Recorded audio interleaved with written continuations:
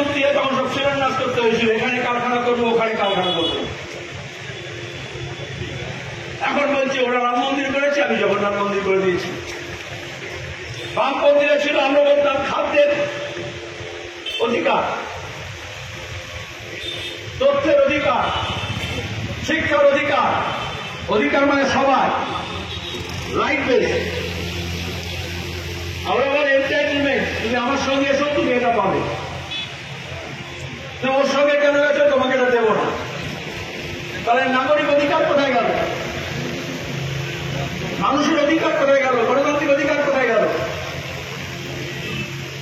আর এই অধিকার পেয়ে নেওয়ার জন্য যেমন লুটতরাজ করছে ভোয়া বন্দুক পিস্তল নিয়ে, শুধু ভোট লুট নয়, প্রতিদিন মা বোনদের ইজ্জত লুট করছে। কলেজগুলোর অবস্থা কি হয়েছে, স্কুলগুলোর অবস্থা কি হয়েছে, এরা কি বলবে? প্রথম যখন পরিবর্তনের নামে সরকার হয়েছিল, আমাদের মা বোনদের নিয়ে টানাটানি করেছিল। অনেকে মনে করেছেন যাক একটু হোক, 34 বছর লাল ঝান্ডা করেছে, একটু বদলা নয় বদল চাই বলে যদি বদলা নেয়নি, আজকে তৃণমূলের ঘরের মেয়েরাও নিরাপদ নেই। হাসপাতালে অভয়াকাণ্ড হয়েছে, পিজিটি, আজ পর্যন্ত বিচার হলো না। যারা মনে করেছিল তৃণমূলের বিচার বিজেপি করবে, যা কলকাতা পুলিশ বলেছিল ইডি সিবিআই তার বাইরে এক কদম রাখবে না, সেটিংটাকে বলে লোকে দেখছে না, আর বিজেপি নিয়ে কোনো কথা বলছে। আচ্ছা, অভয়াকাণ্ড ছেড়ে দিন, অভিষেক ব্যানার্জি কয়লা পাচার, গরু পাচার, টাকা লুট, একটা কথা বলছে, কারণ জয় সাহের সঙ্গে অভিষেকের বন্দোবস্ত হয়ে গেছে, ভাগ বাটোয়ারা হয়ে গেছে। যেমন মমতা ব্যানার্জি তৃণমূলকে বলেছিল 75-25, তখন মোদী বলে দিচ্ছি, এক মাঘে যার যায় না দিদি, দাদা চিরকাল মাথায় ছাতা ধরবে না। পাবলিক পেদানি বলেও একটা জিনিস আছে, যেদিনকে পাবলিক ধরাই দেবে সেদিন ওরকম বড় বড় দাদারা দুধের কোচা তুলে দৌড়াবে রাস্তায়, আর তোমাদেরকে কেউ বাঁচাতে পারবে না।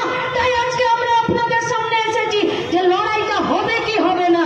আরে মোদি একদিন নেমেছে একটা মাঠে, আর মাঠটাকে নষ্ট করে দিয়েছে, আর পশ্চিমবঙ্গের তৃণমূল কংগ্রেসের পার্টিটা এই বিজেপির পার্টিটাকে হাত ধরে টেনে এনে পশ্চিমবঙ্গের মাঠে বসিয়ে দিয়েছে। সেদিন থেকে গোটা পশ্চিমবঙ্গের মাঠটাকে এরা পথে ভরিয়ে দিয়ে চলে গেছে। দায়টা কার? কার দায়টা? লাল ঝান্ডা ছিল, इस बीजेपी का पार्टी का हिम्मत नहीं था পশ্চিমবঙ্গে একটা পশ্চিমবঙ্গে সব পথে খাটার জায়গা নেই, নেই জায়গা। আরে প্রশান্ত বর্মন থেকে রাজদীপ মাইতি মাথায় ছাতা ধরে দাঁড়িয়ে আছে তৃণমূল আর পুলিশ, তাই এই বাঙালিগুলো পশ্চিমবঙ্গে বেঁচে থাকতে পারে আর এরা উল্টো পাল্টা কাজ করতে পারে। নেই কালচিনি ডিপার্টমেন্টের ভিডিও, प्रशांत बर्मन कतदिन धरे चलेছে। अरे किसके पास न्याय मांगने जाएंगे? किसके पास? पश्चिम बंगाल की सरकार के पास? किसके पास? देश की सरकार के पास? क्या बोलेंगे? एक जब्दा जब्दा फाइल देবেন যে দেখুন ধর্ষণও করেছে, দেখুন সাদা খাতা জমা দিয়ে ও চাকরি পেয়েছে, দেখুন ও দুর্নীতি করে ভিডিও হয়েছে। अंधेरी नगरी और बहरा राजा चौपट नगरी, কেউ কারো কথা শোনার নেই। যার হাতে দায়িত্ব তুলে দিয়েছে সে হাতে বাতি ধরিয়ে দিয়েছে পশ্চিমবঙ্গের, দিয়েছে বাতি ধরিয়ে। আজকে তারাই তো গোটা পশ্চিমবঙ্গে আজকে দুর্নীতির জায়গা তৈরি করেছে। কাজ পাবেন আপনি?